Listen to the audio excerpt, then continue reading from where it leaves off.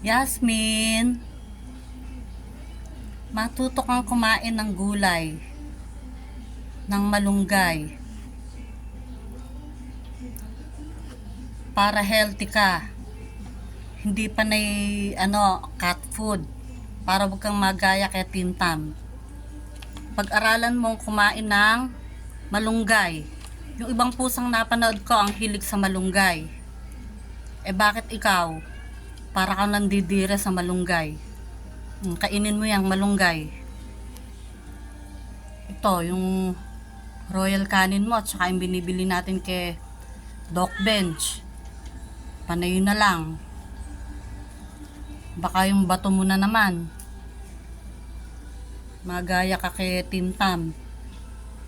Kaya yan, pag-aralan mo. Hindi ko sinabing laruin mo yung dahon ng malunggay. Kainin mo. Masustansya yan. O gusto mo iluluto. Pero ang napanood ko, fresh na kinakain ng ibang pusa ang malunggay. Kaya dapat, ayan, sige. Masarap yan. Masarap yan.